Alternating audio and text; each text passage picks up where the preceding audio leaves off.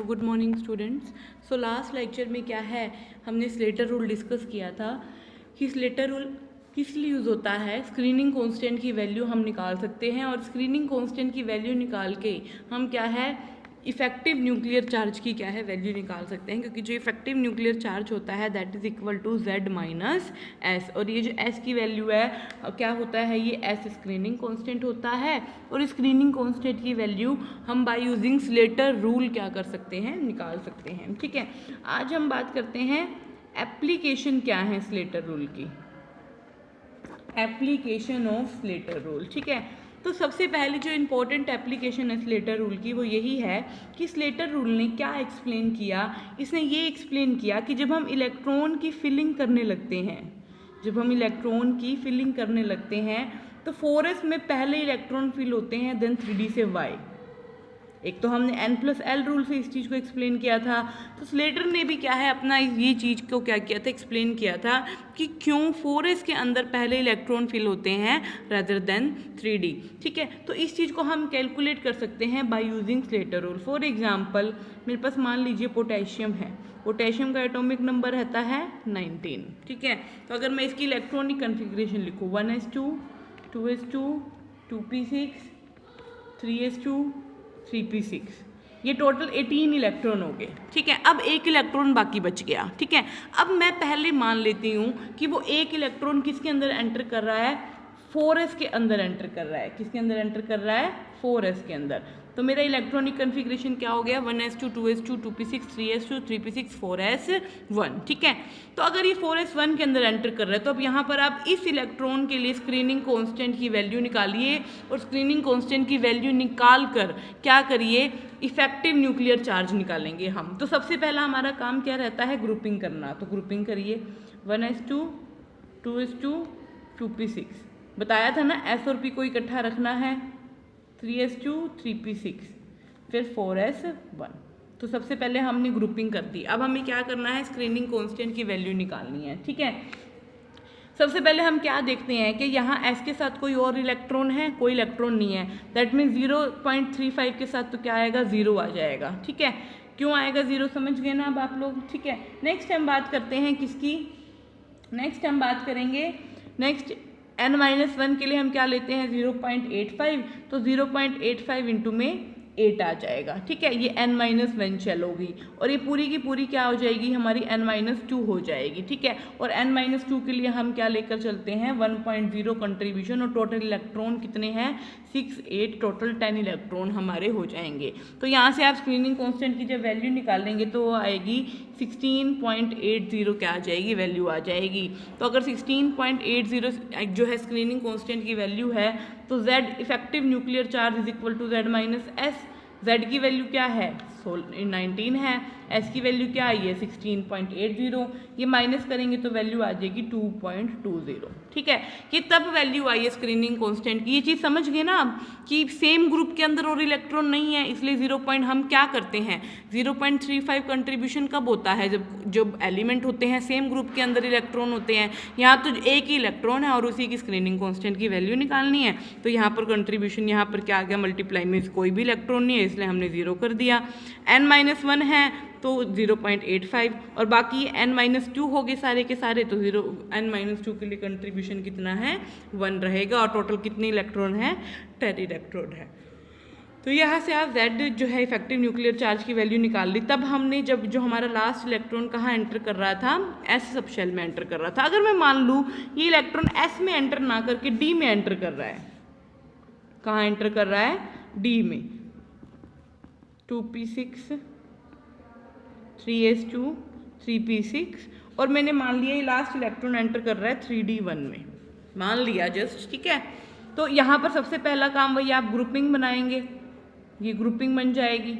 और इस केस के लिए स्क्रीनिंग कांस्टेंट की वैल्यू निकाल लिए तो 1, साथ में कोई और इलेक्ट्रॉन है नहीं क्योंकि हमें तो इसी इलेक्ट्रॉन के लिए क्या निकालना है स्क्रीनिंग कांस्टेंट, तो 0.35 इंटू में क्या हो जाएगा 0 हो जाएगा। प्लस जब भी हमने कहा था कि लास्ट इलेक्ट्रॉन डी में एंटर करेगा और डी इलेक्ट्रॉन के लिए हम स्क्रीनिंग कांस्टेंट की वैल्यू निकालते हैं, तो चाहे n-1 इलेक्ट्रॉन हो चाहे n-2 इलेक्ट्रॉन हो, सभी का कंट्रीब्यूशन सेम रहता है और सभी का कंट्रीब्यूशन कितना रहता है 1.0 रहता है। और टोटल इलेक्ट्रॉन कितने हैं, ये टोटल 18 इलेक्ट्रॉन है। अगर आप इनको कैलकुलेट करोगे तो यहाँ से हमारे पास कितनी वैल्यू आ जाएगी स्क्रीनिंग कांस्टेंट की 18.00। ठीक है, तो यहाँ से जब आप डेल स्टार की वैल्यू निकालेंगे तो that will be 19 - 18 equal to में 1।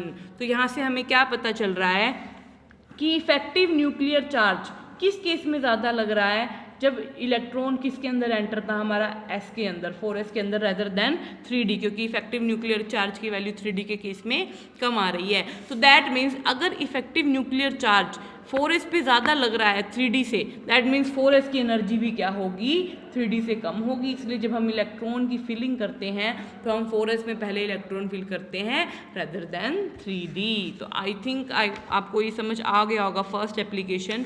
ठीक है, सेकेंड एप्लीकेशन क्या कहता है इसका, सेकेंड एप्लीकेशन कहता है कि जब हम इलेक्ट्रॉन की फिलिंग करते हैं तब हम पहले इलेक्ट्रॉन फिल करते हैं 4s में रेदर देन 3d, लेकिन जब हम इलेक्ट्रॉन को रिमूव करने की बात करते हैं, ठीक है, इलेक्ट्रॉन को रिमूव करने के केस में हम निकालते भी सबसे पहले किससे इलेक्ट्रॉन है, 4s से इलेक्ट्रॉन निकालते हैं। और इस केस को भी हम क्या कर सकते हैं, स्लेटर रूल से जो है कैलकुलेट कर सकते हैं। ठीक है, आई बात समझ। फॉर एग्जाम्पल मान लीजिए जिंक है, ठीक है, जिंक का आउटर इलेक्ट्रॉनिक कन्फिग्रेशन रहता है हमारा 3d10 4s2।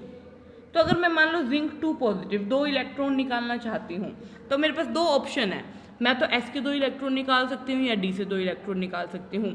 लेकिन सबसे पहले इलेक्ट्रॉन रिमूवल भी किससे होता है, 4s से होता है, और 4s से इलेक्ट्रॉन रिमूव होकर कन्फिग्रेशन क्या बनता है 3d10 बनता है। तो इस चीज़ को भी हम क्या कर सकते हैं, स्लेटर रूल से डिटरमाइन कर सकते हैं। क्यों कर सकते हैं कि जब हम इस केस में क्या निकालते हैं, effective nuclear charge Z star की वैल्यू निकालते हैं, तो इफेक्टिव न्यूक्लियर चार्ज की वैल्यू क्या रहती है 3d इलेक्ट्रॉन के लिए रहती है 8.85, और जबकि 4s इलेक्ट्रॉन के लिए क्या रहती है 4.35 रहती है।